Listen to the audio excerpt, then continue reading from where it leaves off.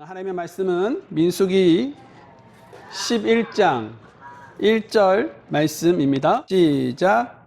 또 백성이 불평을 하였더니 주께서 그것을 불쾌히 여기셨더라. 주께서 그것을 들으시고 분노하셔서 그들 가운데 주의 불이 붙게 하시고 진영의 맨 끝 부분에 있던 자들을 소멸시켰더라. 아멘. 복음에 합당한 삶에는 여러 모습이 있습니다. 순종하는 삶도 있을 것이고 찬송하는 삶도 있을 것입니다. 그러나 오늘 본문을 통해서 우리가 좀 특별하게 살펴볼 것은 불평하지 않는 삶이다라는 것입니다. 사실 불평에 대해 많은 사람들은 대수롭지 않게 여기곤 합니다.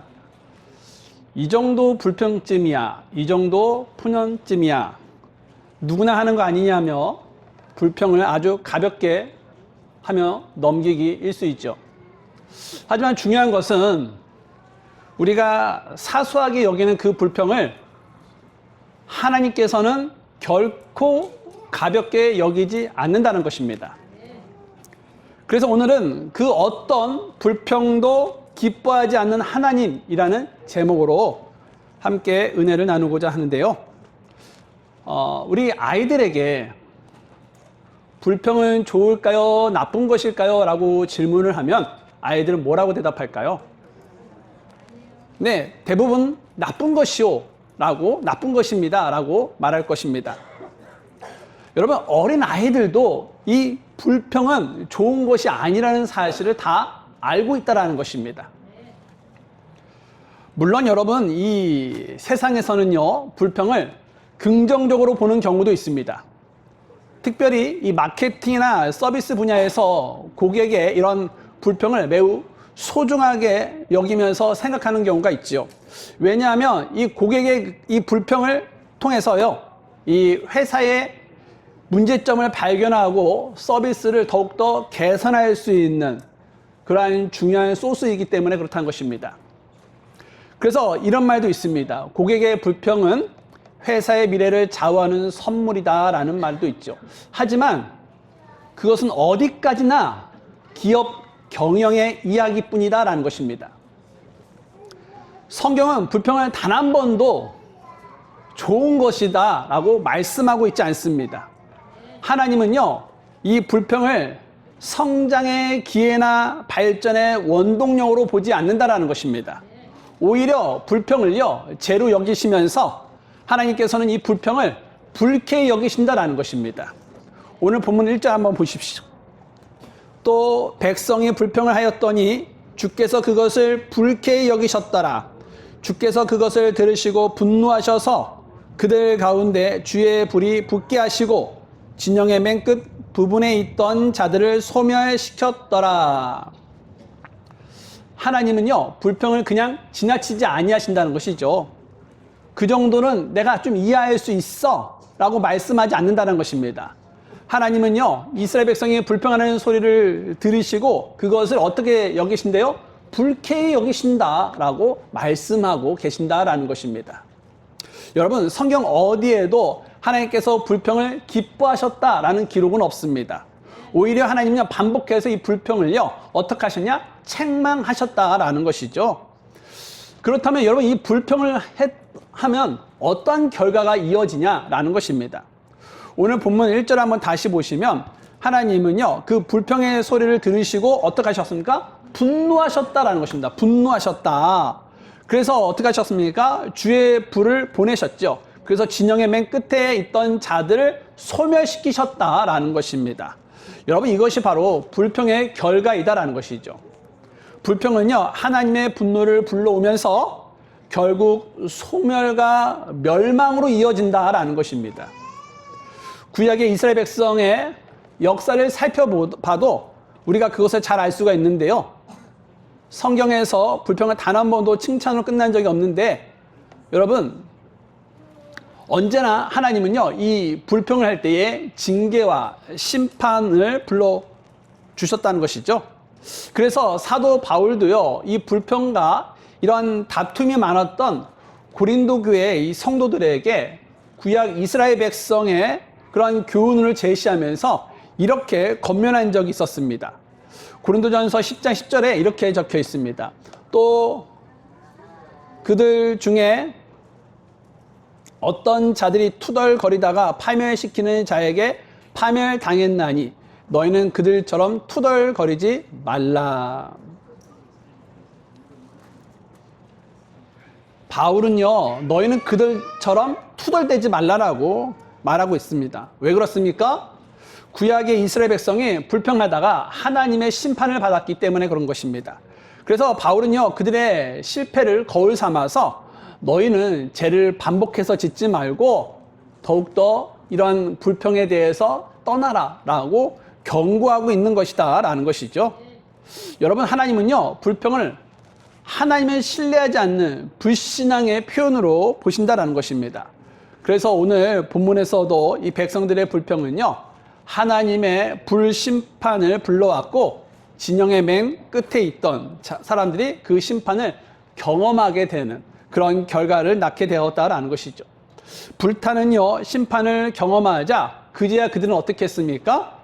다급하게 모세에게 달려왔다라는 것입니다. 그러면서 우리 좀 살려주세요 라고 부르짖게 되죠. 모세는 즉시 백성을 위해서 하나님께 기도하게 되는데요. 여러분, 오늘 민수기 11장 2절 3절 말씀 한번 보십시오. 이에 백성이 모세에게 부르짖음으로 모세가 주께 기도하였더니 불이 꺼졌더라. 그가 그곳의 이름을 다베라라 하였으니 이는 그들 가운데 주의 불이 붙었기 때문이더라. 하나님은요, 이 모세의 기도를 들으시고 타오르던 불을 꺼주셨다라는 것이죠. 백성은 이 사건을 잊지 않기 위해서 그곳의 이름을 뭐라고 불렀냐면 다베라라고 불렀다라는 것입니다. 다베라라는 것은요, 주의 불이 붙은 곳이라는 뜻을 가지고 있습니다. 이 사건은요, 하나님께서 불평을 얼마나 싫어하신지를 잘 보여주고 있는 이야기와 사건인데요. 그렇다면 여기서 우리는 이런 질문을 할 수가 있습니다. 정말 하나님은 어떤 불평도 기뻐하지 아니하실까? 나는 너무 힘들고 어려운 상황이라면 하나님은 조금은 이해해 주지 않을까? 정말 불평할 수밖에 없는 상황이라면 하나님께서는 좀 눈 감아주지 아니하실까? 아마 많은 사람들이 이렇게 생각할 수가 있다는 것이죠. 그런데 오늘 본문은요, 그 질문에 대한 분명한 답을 주고 있는데요. 왜냐하면 이스라엘 백성들도요, 이 지금 민수기 11장에 있는 이스라엘 백성들도 자신들의 입장에서는 불평할 수밖에 없는 상황에 놓여 있었기 때문에 그렇다는 것입니다. 그렇다면 그들이 어떤 상황이었는지, 그래서 왜 불평을 했는지, 무엇 때문에 불평을 했는지 본문을 통해서 다시 한번 우리가 살펴봤으면 좋겠는데요. 여러분, 그 민수기 11장 4절에서부터 9절까지 말씀 한번 보십시오. 또 그들 중에 있던 섞인 무리가 탐욕에 빠졌고 또한 이스라엘 자손도 다시 울며 이르되 누가 우리에게 고기를 주어 먹게 할까? 우리가 이집트에서 마음대로 먹었던 물고기와 오이와 멜론과 부추와 양파와 마늘을 기억하는데 이제는 우리의 혼이 메마르고 이 만나 외에는 우리 눈앞에 아무것도 없도다 하더라. 만나는 고수풀 씨와 같고 그것의 색깔은 마치 부델리움 색깔과 같았더라. 백성이 두루 다니며 만나를 거두어 그것을 맷돌에 갈기도 하며 절구에 찍기도 하고 납작한 판에 굽기도 하며 그것으로 납작한 빵을 만들었더니 그것의 맛이 신선한 기름맛 같았더라. 밤에 이슬이 진영에 내릴 때에 만나가 그에 내렸더라. 자, 여러분, 지금 이 말씀을 읽어보니까 이스라엘 백성은 무엇 때문에 불평을 했습니까? 바로 먹는 문제 때문에 불평을 했다는 것입니다. 먹는 문제. 그들은 하나님께서 매일 내려주시는 그 만나만으로는 만족하지 못했다는 것이죠. 그래서 그들은 4절 말씀 보게 되니까 누가 우리에게 고기를 주어 먹게 할까라고 했다는 것입니다. 즉 고기를 먹고 싶다라는 것이죠. 그리고 이어서 5절 말씀 보게 되니까 우리가 이집트에서 마음대로 먹었던 물고기와 오이와 멜론과 부추와 양파와 마늘을 기억한다라고 했다라는 것입니다. 즉 그것들이 그립다라는 것이죠. 결국 그들은요, 하나님께서 현재 베풀어 주시는 은혜보다 과거의 그런 음식을 그리워하면서 불평을 하고 있었다라는 것입니다. 그렇다면 왜 그들은 만나만으로 만족하지 못했을까요? 만나가 과연 무엇이기에 그토록 불평했던 것일까요? 여러분, 만나의 이름의 뜻은요, 그것이 무엇인지 알지 못한다라는 뜻을 가지고 있습니다. 하나님께서 처음 만나를 내려주셨을 때에 이스라엘 백성들이 그 만나를 처음 보고서 이것이 무엇이지? 알지 못한다? 알지 못하네? 알지 못하겠어? 라고 물었던 데서 그 이름이 붙여지게 되었다라는 것이죠. 그렇다면 만나는 어떤 음식이었을까라는 것입니다. 여러분, 시편 78편 말씀 한번 잠깐 볼까요? 만나는 어떤 음식이었는지 시편을 말씀해 주고 있습니다. 시편 78편입니다.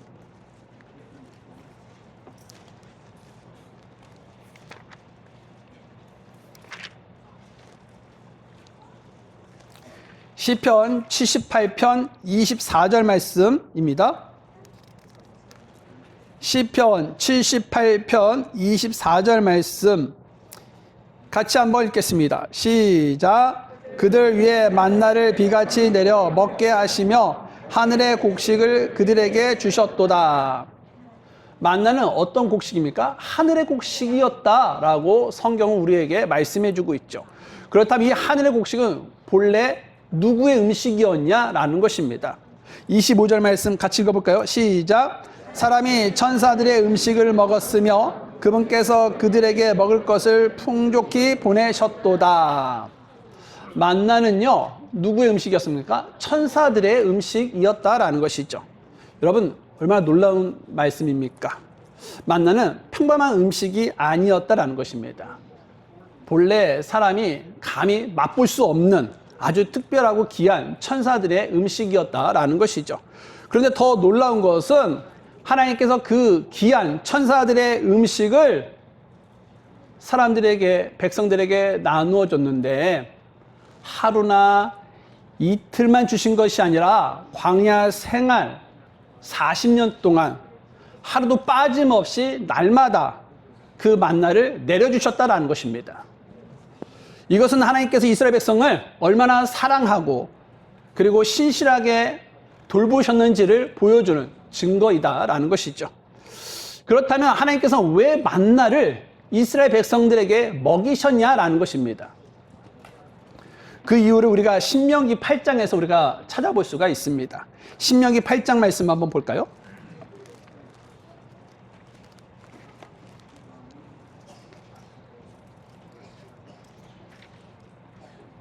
신명기 8장 3절 말씀입니다. 신명기 8장 3절 말씀, 이 말씀도 우리가 같이 한번 읽어보겠습니다. 신명기 8장 3절 말씀 읽겠습니다. 시작. 또 그분께서 너를 낮추시고 줄이게 하시며 또 내 조상들도 알지 못하던 만나를 내게 먹이신 것은 사람이 빵으로만 사는 것이 아니요 오직 주의 입에서 나오는 모든 말씀으로 사는 줄을 내가 알게 하려 하심이었느니라. 하나님께서 만나를 먹이신 목적, 이유, 그것은요 단순히 이스라엘 백성들의 배를 채우기 위함이 아니라 하나님께서 이스라엘 백성들에게 사람이 빵으로만 사는 존재가 아니라 하나님의 말씀으로 살아가는 존재라는 사실을 가르쳐 주시기 위함이었다라는 것입니다. 다시 말해 하나님의 말씀에 순종하며 살아가는 사람들의 필요는 하나님께서 친히 책임져 주신다는 사실을 배우게 하시기 위해서 만나를 허락하셨다라는 것이죠. 오늘날도 마찬가지입니다. 우리가 하나님의 말씀을 붙들고 순종하며 살아갈 때 하나님께서는요 우리의 삶과 생계를 책임져 주신다라는 것이죠. 그래서 하나님께서는요 이 모세의 뒤를 이어서 여호수아를 이 이스라엘 백성의 지도자로 세우시면서도 동일한 원리를 약속하신 적이 있었는데요. 여러분, 여호수아기 1장 8절 말씀 한번 볼까요? 여호수아기 1장 8절입니다.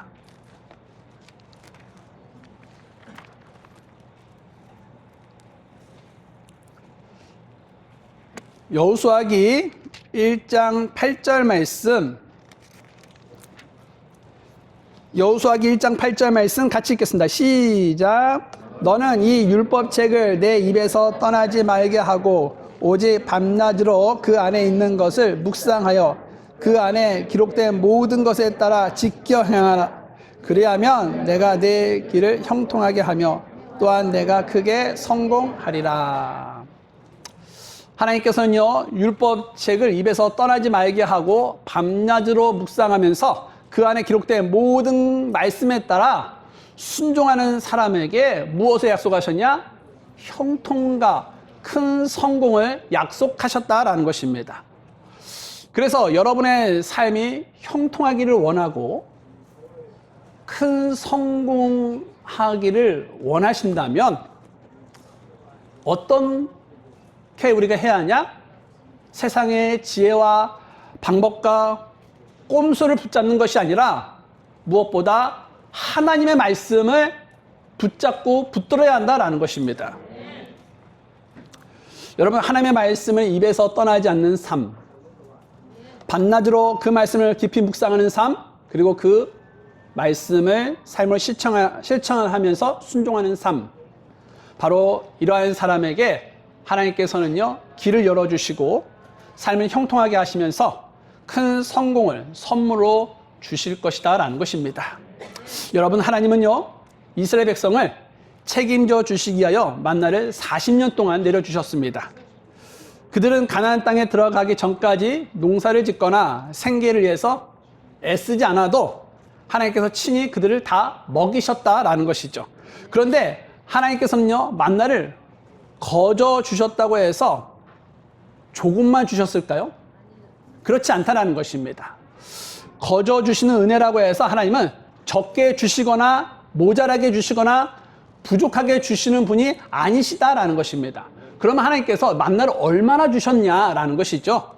출애굽기 16장 말씀을 통해서 우리가 한번 보도록 하겠습니다.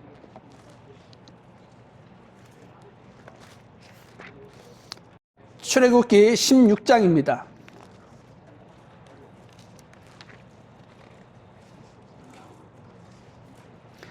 출애굽기 16장 16절에서부터 18절까지의 말씀인데요. 제가 읽어드리겠습니다.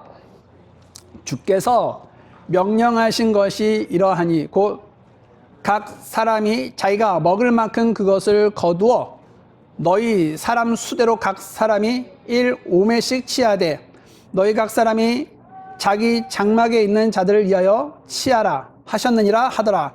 이에 이스라엘 자손이 그와 같이 하였으나 몇몇은 더 거두고 몇몇은 덜 거두었더라.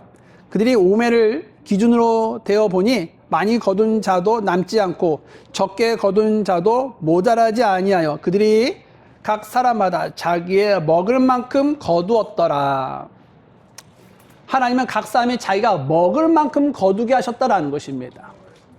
그러니까 하나님은 각 사람의 필요를 정확하게 아셨다는 것이죠. 그리고 그 필요에 따라 부족함 없이 모든 것을 공급해 주셨다라는 것입니다. 그렇다면 만나는 어떤 모습이었을까라는 것이죠. 여러분, 다시 우리가 본문장 민수기 11장으로 한번 돌아가겠습니다. 민수기 11장입니다. 민수기 11장 7절 말씀 보면 이런 말씀이 있습니다. 민수기 11장 7절 말씀에 보면 만나는 고수풀 씨와 같고 그것의 색깔은 마치 부델리움 색깔과 같았더라. 여러분, 만나는 먼저 어떤 모양이었냐? 고수풀 씨와 같은 모양이었다라는 것입니다. 고수풀 씨는요, 지름이 약 3에서 5mm 정도 되는 아주 작은 둥근 씨앗입니다.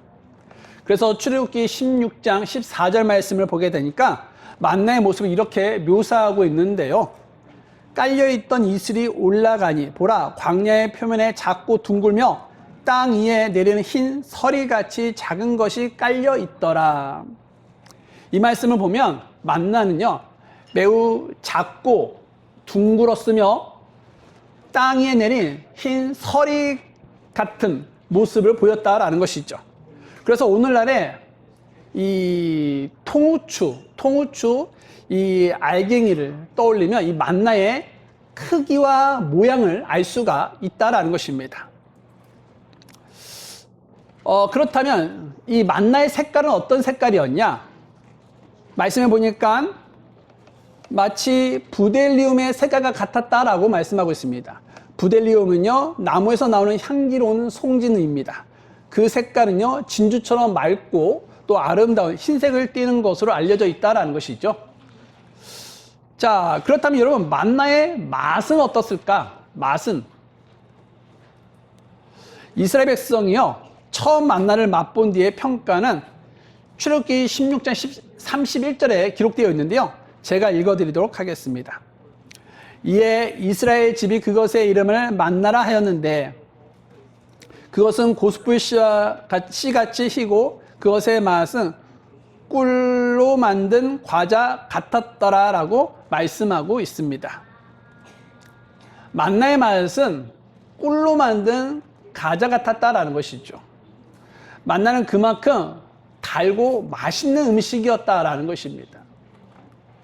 그런데 여러분, 이스라엘 백성이 이 처음 만나를 먹었을 때 꿀로 만든 과자 같았다고, 그렇게 맛있고 달고 맛있다라고 감탄하며 먹었는데 시간이 지난 뒤에도 그 감격이 그대로 이어졌냐라는 것입니다. 그렇지 않다라는 것이죠. 세월이 흐르면서 그 감격은 점점 사라졌죠. 왜 그렇을까요, 여러분? 왜 처음에 엄청난 감격으로 이 만나 진짜 맛있다, 꿀과 같이 정말 맛있어 라고 하며 감탄했던 그런 감격이 왜 점점 사라졌을까? 여러분이 좋아하는 음식이 있다라고 생각해 보세요.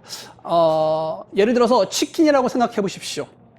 치킨을 좋아하는 분이라면 처음에는요, 정말 이 치킨을 맛있게 드실 거라고 생각됩니다. 하지만 열흘도 아니고 한 달도 아니고 무려 몇 년? 40년 동안 오직 치킨만 먹어야 한다면 어떨까요? 아마 치킨 냄새만 맡아도 질릴 것이라고 생각이 든다라는 것입니다. 그런데 이스라엘 백성의 형편이 바로 그러했다라는 것이죠. 그들은 40년 동안 오직 만나만 먹었다는 것입니다. 만나는 그들의 주식이었고 부식이었으면 간식이었다라는 것이요. 광야에서 하나님께서 허락하신 유일한 음식이 바로 만나였다라는 것이죠.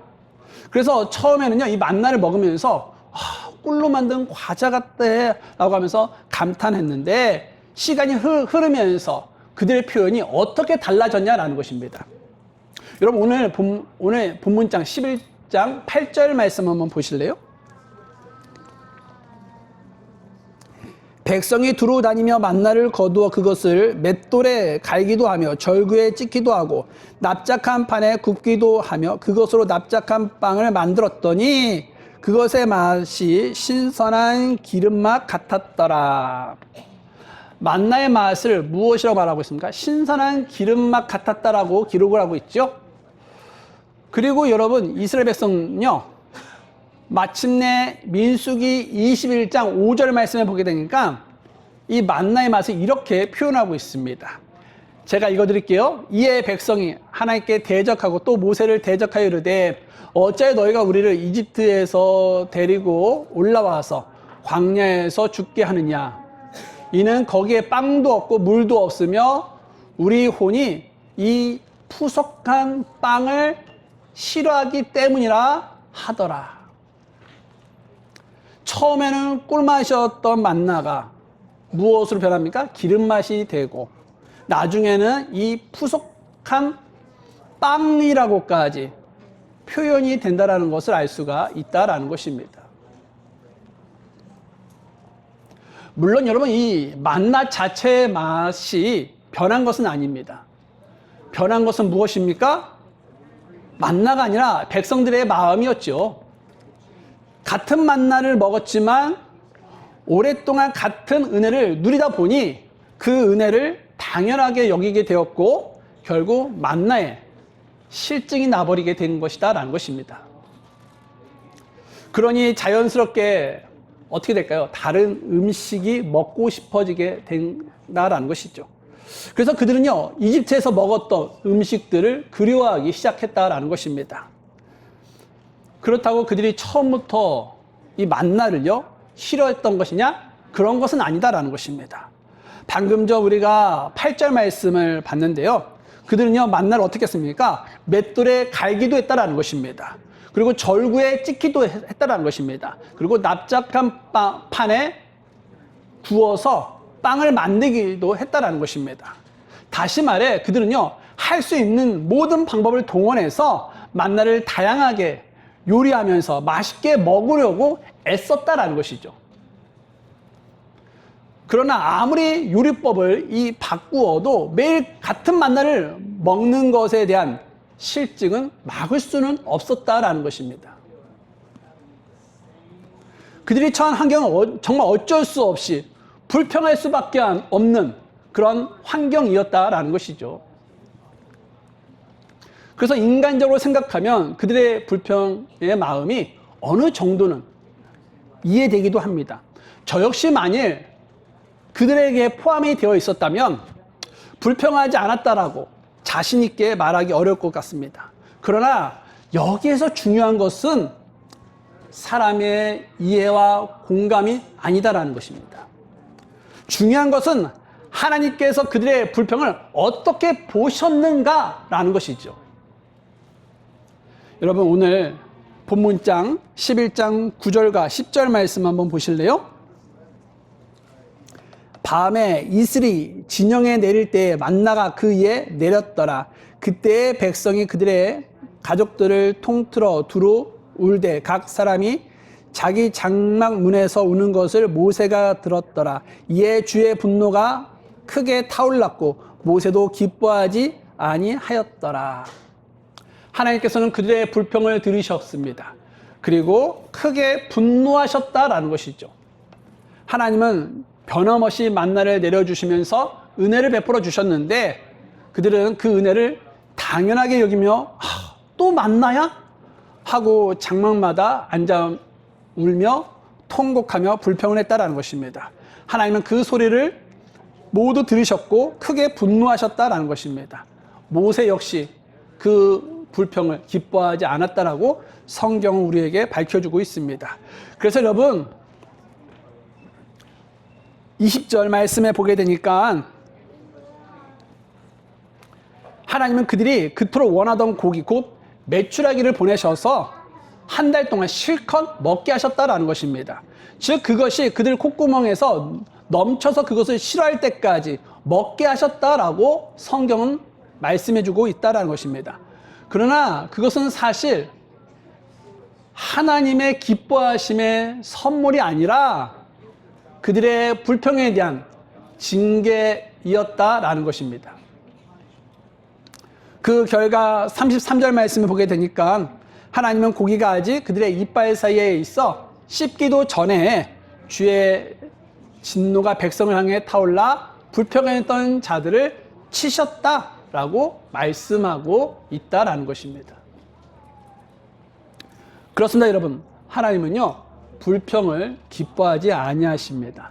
설령 우리가 보기에 이거 정말 불평할 수밖에 없는 상황이야, 환경이야 라고 생각이 들다 할지라도 하나님께서는 그것을요 가볍게 여기지 아니하신다라는 것입니다. 반드시 그 불평에 대해서 하나님은요 징계하신다라는 것이죠. 그렇기 때문에 아무리 힘들고 답답하고 불평할 수밖에 없는 상황에 처해 있을지라도 우리는요 투덜대거나 불평과 원망을 입에 담지 말아야 한다는 것입니다. 심지어 아무도 없는 곳에 혼자 있을 때라도 불평과 원망을 쏟아 놓아서는 안 된다라는 것이죠. 왜일까요? 왜 혼자 있을 때 왜 이렇게 해? 왜 저렇게 해? 하면서 혼자 불만과 불평을 하면 안 될까? 그것은 하나님은 우리의 모든 말을 듣고 계시기 때문에 그런 것입니다. 여러분 오늘 본문 1절 상반부를 한번 보세요. 민수기 11장 1절 상반부를 보시면 또 백성의 불평을 하였더니 주께서 그것을 불쾌히 여기셨더라. 주께서 그것을 들으시고 분노하셔서라고 말씀하고 있습니다. 하나님은요 그들의 불평을 어떻게 하셨어요? 들으셨다라는 것입니다. 그 결과 분노하셨다라는 것이죠. 여러분 오늘날도 마찬가지입니다. 하나님은요 우리가 드리는 기도뿐만 아니라 일상에서 하는 모든 말도 하나님은 다 듣고 계신다라는 것입니다. 그런데 우리는 종종 그 사실을 잊고 살 때가 많다는 것이죠. 아무도 없다고 생각하면서 아무도 없잖아 하면서 마음속에 쌓인 그런 원망을 쏟아놓고 상대방이 없다고 생각이 들 때 그 상대방에 대한 불평을 다른 사람에게 쉽게 말하기도 한다는 것입니다. 여러분 사람은 듣지 못할지라도 그런데 하나님은 어떨까요? 하나님은 그 불평을 다 듣고 계신다라는 것입니다. 그래서 여러분 우리의 입술을 늘 지키셔야 한다는 것입니다. 힘들 때일수록 불평보다 우리는 무엇을 선택해야 하냐? 기도를 선택해야 한다는 것입니다. 원망보다 감사를 선택해야 한다는 것입니다. 사람에게 불평을 쏟아놓기보다 하나님께 우리의 마음을 아뢰어야 한다는 것입니다. 하나님은요 불평하는 입술을 기뻐하지 아니하시지만 그 마음에 답답함이 있지 않겠습니까? 그 답답함과 고통을 하나님 앞에 가지고 나아가면 그리고 그것에 대해서 기도하면 강구하면 하나님께서는 그 기도를 어떻게 하실까요? 왜 그런 기도하냐 하면서 물리치시는 것이 아니라 기뻐 받아주신다라는 것입니다. 그래서 여러분 불평할 일을 만날 때마다 사람을 찾아가기보다 먼저 우리가 해야 할 것은 하나님 앞에 무릎을 꿇는 그런 모습이 먼저 되어야 한다라는 것입니다. 그런데 여러분 하나님께서는 왜 어쩔 수 없는 그런 환경에서 불평했던 그런 이스라엘 백성을 기뻐하지 아니하시고 심지어 그들을 징계하셨을까라는 것이죠. 사실 그 정도는 여러분 어떻게 용납해 줄 수 있지 않겠습니까? 또 이해해 줄 수 있지 않겠습니까? 그렇게 우리는 생각할 수가 있겠는데 하나님께서 어쩔 수 없는 상황에서 불평했던 이스라엘 백성을 징계하셨던 것은 그들의 불평이 결국 누구에게 한 불평이었냐? 하나님께 한 불평이었다라는 것입니다. 여러분 그 광야에서 만나를 먹게 하신 분이 누구이십니까? 네, 하나님이십니다. 그리고 광야의 환경을 허락하신 분도 누구이십니까? 네, 하나님이시죠. 그렇다면 그들은 그 환경 속에서 불평이 아니라 하나님의 선하신 뜻을 신뢰하면서 감사하고 그 상황과 환경을 만족했어야 한다라는 것입니다. 그런데 그들은 감사하지 않았죠. 만족하지도 않았습니다. 끊임없이 불평하고 원망했다라는 것입니다. 결국 그들의 불평은요, 단순히 환경에 대한 불평이 아니라 불만이 아니라 그 환경을 허락하신 하나님을 향한 불만과 불평과 원망이었다라는 것이죠. 우리는 이것을 출애굽기 16장에서 분명히 확인할 수가 있는데요. 이스라엘 백성은요, 이집트에서 가지고 나온 양식이 다 떨어지자 이제 광야에서 우리가 굶어 죽게 되었다라면서 모세와 아론을 향해 불평을 한 적이 있었습니다. 그러나 모세는 그들의 불평의 대상이 자신과 아론이 아니라 하나님께 너희가 불평했다라고 꼭 짚고 있다는 것이죠. 여러분 출애굽기 16장 8절 말씀은 이렇게 말씀하고 있습니다. 모세가 또 이르되 주께서 저녁에는 너희에게 고기를 주어 먹게 하시고 아침에는 빵으로 배불리리니 이는 너희가 주께 불평하는 너희의 불평들을 주께서 들으셨기 때문이라. 우리가 누구냐? 너희가 불평하는 것들은 우리에게 하는 것이 아니요 주께 하는 것이니라 하더라라고 말씀하고 있습니다. 여기서 여러분 불평을 누구에게 하는 것이라고 말씀하고 있냐? 네, 주께 하는 것이라고 말씀하고 있다는 것입니다. 여러분 불평은요 사람에게 하는 것처럼 보여도 사실은 누구에게 하는 것이냐? 하나님께 하는 것이다 라는 것이죠. 물론 모든 문제의 제기가 잘못된 것은 아니죠. 세상에는요, 잘못된 일에 대해 바르게 말해야 할 때도 있고 건전한 의견을 제시해야 할 그러한 상황도 있다라는 것입니다. 그러나 원망과 이 불평의 마음에서 쏟아져 나오는 말들은요, 결국 하나님을 향한 그런 불신에서 나오는 경우가 많다라는 것이죠. 그래서 여러분, 이 목회자에 대한 원망과 불평도 결국 그 목회자를 세우신 하나님을 향한 불평이 될 수가 있다라는 것입니다. 또 교회에 대한 끊임없는 불평도요, 그 교회의 머리가 되시는 주님을 향한 불평이 될 수가 있다라는 것입니다. 또 직장에 대한 불평도, 가정에 대한 불평도, 내가 처한 환경에 대한 끝없는 불평도 결국 그 모든 환경을 허락하신 하나님을 향한 불평이 될 수가 있다라는 것입니다. 그래서 여러분, 불평이 우리 마음속에서 올라올 때 눈앞에 사람이나 환경을 바라보는 것이 아니라 누구를 바라봐야 하냐? 하나님을 바라봐야 한다라는 것입니다. 하나님을 바라보는 사람의 입술에는요, 원망이 아니라 무엇이 나올까요? 감사가 흘러나오게 된다라는 것입니다. 불평이 아니라 믿음의 고백이 흘러나오게 된다라는 것이죠. 여러분, 믿음의 사람은요, 환경이 좋아서 감사하는 것이 아닙니다. 그 환경마저도 다스리시는 그 하나님을 믿고 신뢰하기 때문에 감사가 나오는 것이다 라는 것이죠. 하나님은 그러한 믿음의 사람을 어떻게 하실까요? 기뻐하신다라는 것입니다. 그래서 여러분, 불평 대신 감사로, 불평 대신 믿음으로 하나님께 나아가는 저와 여러분이 될 수 있기를 주의 이름으로 바랍니다. 자, 또 왜 하나님께서는 어쩔 수 없는 환경에서 불평했던 그 이스라엘 백성들을 기뻐하지 아니하시고 심지어 그들을 징계하셨을까? 불평은요, 매우 강한 전염성을 가지고 있기 때문에 그렇다라는 것입니다. 본문을 다시 보시면 처음부터 모든 백성이 여러분 고기를 먹고 싶다고 불평하는 것은 아니었다라는 것입니다. 먼저 불평하기 시작한 사람들이 있었는데요. 여러분 4절 말씀 보십시오. 민수기 11장 4절 말씀 보게 되니까 또 그들 중에 있던 섞인 무리가 탐욕에 빠졌고 또한 이스라엘 자손도 다시 울며 이르되 누가 우리에게 고기를 주어 먹게 할까라고 말씀하고 있다라는 것입니다. 여러분 4절 말씀 보게 되니까 그들 중에 있던 섞인 무리가 먼저 탐욕에 빠졌고 원망하기 시작했다라는 사실을 알 수가 있다라는 것이죠. 여러분, 그럼 여기서 섞인 이 무리는 누구였을까라는 것입니다. 이스라엘이 출애굽을 하지 않았습니까? 그 당시 이스라엘 백성들과 함께 나온 이방인들이었다라는 것입니다. 아마 이집트 사람과 이스라엘 백성들 사이에 태어난 사람들이거나 아니면 이집트에서 함께 노예 생활을 하던 그런 다른 민족들이었을 것이다 라는 것입니다.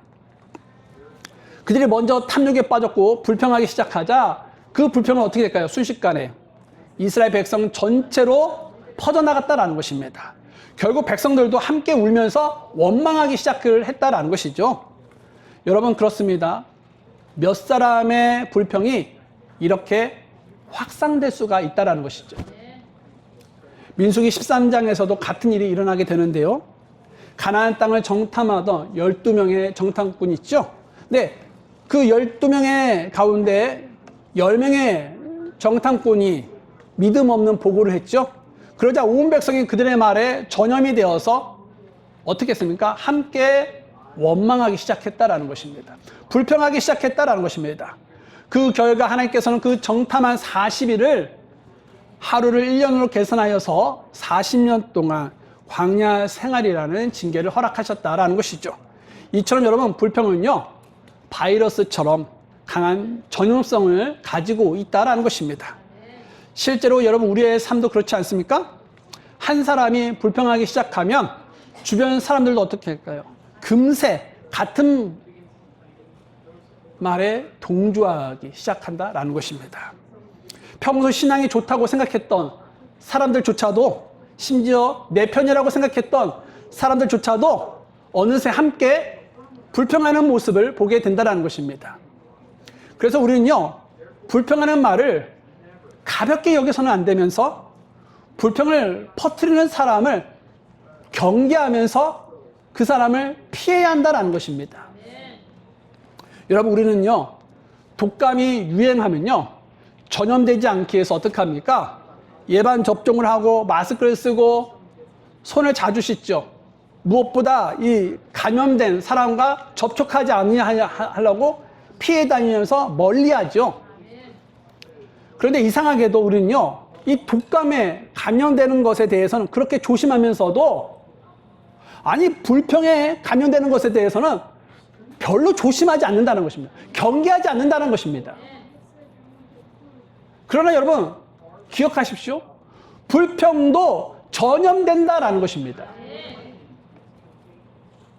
한 사람이 원망하면 그 옆 사람도 원망하게 되고, 한 사람이 감사를 잃으면 그 모임 전체가 감사를 잃어버릴 수가 있다는 것입니다. 그래서 여러분, 감사보다 원망이 많고 믿음의 말보다 불평의 말을 자주 하는 사람을 가까이 해서는 안 된다라는 것입니다.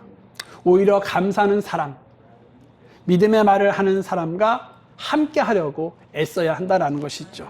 왜냐합니까? 왜냐하면 이 감사하는 사람 옆에 있으면 나도 어떻게 될까요? 네, 감사하는 사람이 된다는 것입니다. 믿음의 말을 하는 사람 곁에 있으면 나도 믿음의 말을 하기 때문에 그렇다는 것입니다. 은혜의 말을 하는 사람 옆에 있으면 나도 은혜의 말을 하게 되기 때문에 그렇다는 것입니다. 그래서 결국 우리가 누구와 함께 하느냐가 우리의 말과 생각 그리고 신앙생활에 큰 영향을 미치게 된다는 것입니다. 그래서 원망을 퍼뜨리는 사람이 아니라 우리는 무엇을 전하는 사람이 되어야 하냐? 감사를 전하는 사람이 되어야 한다는 것입니다.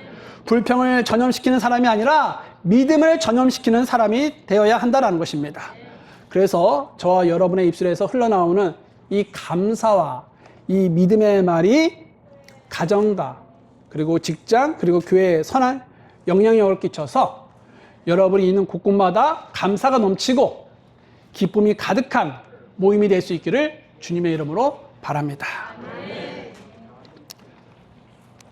저는 이 시간에 여러분들을 초청하겠습니다. 여러분, 사람의 눈에는 불평할 만한 그러한 이유가 충분히 있을 수 있습니다. 그렇게 될 그러한 상황이라 할지라도 불평하면 하나님께서는 그것을 어떻게 여기시냐? 불쾌히 여기신다라는 것입니다. 분명 이 상황은 불평할 수밖에 없어. 이런 상황에 놓였다 할지라도 그 불평을 하면 하나님께서는 그것을 기뻐하지 아니하신다라는 것이죠. 하나님은 어떤 것을 기뻐하실까요? 하나님은 감사하는 사람을 기뻐하신다라는 것입니다. 하나님은 하나님을 신뢰하는 사람을 기뻐하십니다. 그래서 여러분, 오늘 이러한 말씀을 마음에 새기면서 어떤 상황 속에서도 하나님을 신뢰하고 감사하는 사람으로 살아가고자 하는 그러한 마음을 가지면서 저는 이제 하나님, 불평이 아니라 감사하는 사람이 되겠습니다 라는 그런 결단이 있는 분들은 앞으로 나오셔서 하나님 앞에 기도하면서 하나님, 저의 삶에 변화가 있기를 원합니다. 제 삶에 불평이 아니라 감사가 있기를 원합니다 라고 하나님 앞에 기도하며 여쭈는 그런 시간 갖도록 하겠습니다. 기도하겠습니다.